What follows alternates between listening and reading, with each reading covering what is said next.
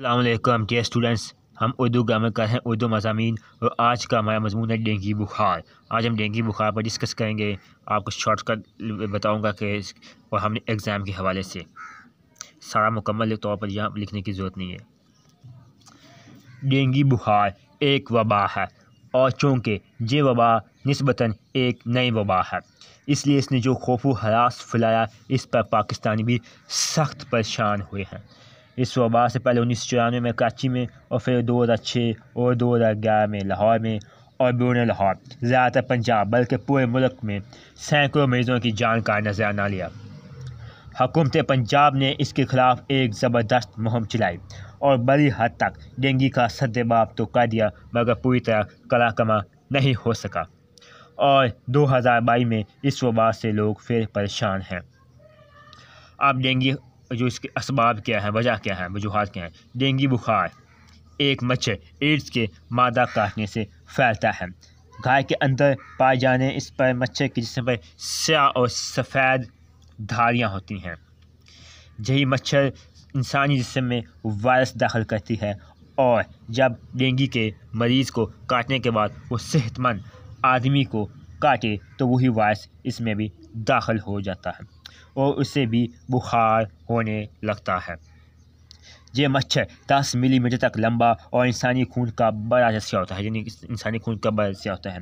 इस जिन्स के मच्छर अमूमन सूरज तलू होने से ज़रा पहले और सूरज गरूब होने के ज़रा बाद ज़्यादा फ़ाल होते हैं। अब डेंगू बुखार के अलामात क्या हैं। डेंगू बुखार की बहुत सी अलामात हैं। इनमें से जब भी कोई अलामत ज़ाहिर हो तो मौलद से रजू करना चाहिए। मच्छर के काटने के 7 दिन के अंदर अंदर बुखार आने लगता है, जो अमूमन 102 दर्जे सेंटीग्रेड तक होता है। इससे ज़्यादा भी हो सकता है। सर में शदीद दर्द होता है, ख़ुसूसन आँखों के पिछले हिस्से और जिस्म की जोड़ों में शदीद दर्द होता है। भूख कम हो जाती और प्यास बढ़ जाती है। जी मतलाता है और उबकाइयाँ आने लगती हैं। कै आती है, मरीज़ थकन और घबराहट महसूस करता है। आंखें सुर्ख हो जाती हैं और जिस्म पर सुर्ख दाने धब्बे ज़ाहिर हो जाते हैं और ख़ारिश भी होती है। गनोदगी तारी होती है और मरीज़ बेचैनी महसूस करता और मुसलसल कराता है। मरीज़ के पेट में शदीद दर्द होता है। डेंगू की शदीद तरीन किस्म है DHF डेंगू हेमोरेजिक फीवर, जिसमें मरीज़ के मसूलों और दीगर अज़ा से खून रिसने लगता है। खुराक की नाली से खून रिसने की सूरत में काले रंग के पखाने आते हैं। इंजमादी खुलियों जिन प्लेटलेट्स की कमी और सूख खुलियों की ज़्यादती इस बुखार की बड़ी अलामत है। हमारे यहाँ समाजी अदवात में से एक रवायत है कि मरीज़ के इयादत के लिए आने वाले 90% मरीज़ को उसके इलाज के बारे में जिन जो इयादत के लिए आते हैं उनको हदायत देते हैं और अपने तजर्बात का इतलाक़ मरीज़ पर करने का मशवरा देते हैं। ये गलत रवायत है। लाजम है कि मरीज़ और उसके लवाहकीन मर्ज़ की तशख़ीस और इलाज के लिए हमेशा मुस्तनद डॉक्टर या तबीब के हिदायत पर अमल करें। तादम तहरीर डेंगू की वैक्सीन अभी तक तैयार नहीं हो सकी। अलबत्ता WHO ने डेंगू के इलाज के लिए जो तजावीज़ दी हैं, इनकी अहमियत बहुत पाई गई है। ठीक है, ब्लड टेस्ट करवाएं।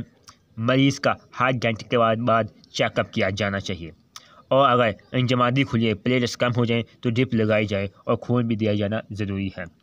डेंगू के मरीज़ को आम तौर पर पैराडोल या पैरासीटामोल तजवीज़ करते हैं। ये दवा हर 3-4 घंटे के बाद दें। मरीज़ को नॉर्मल खुराक के साथ जूस, सूप और पानी ज़्यादा मकदार में दें।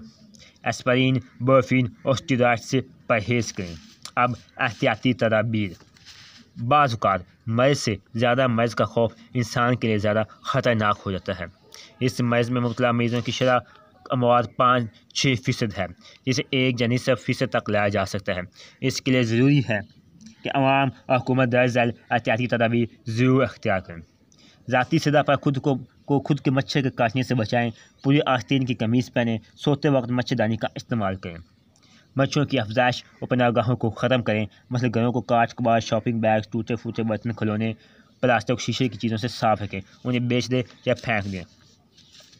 घरेलू सतह पर यह एहतियात भी ज़रूरी है कि गमलों, क्यारियों, बाल्टियों, बोतलों, कच्चे के डैमों, रूम कूलर वगैरह में कहीं भी पानी खराब न रहने दें।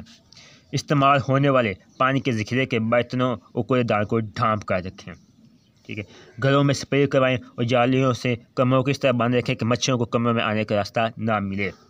ہمارے جہاں ہر سال ان گنت افراد ملیریا اور ہیپاٹائٹس سے مر جاتے ہیں، مگر ڈینگی کی دہشت ان سب امراض کی زیادہ ہے۔ 2011 کے بعد 2022 میں ڈینگی کا خوف سامنے ہے، کیونکہ اس سال کچھ زیادہ ہی مریض سامنے آئے ہیں۔ اللہ تعالی ہمیں اس بری مرض سے محفوظ رکھے، آمین۔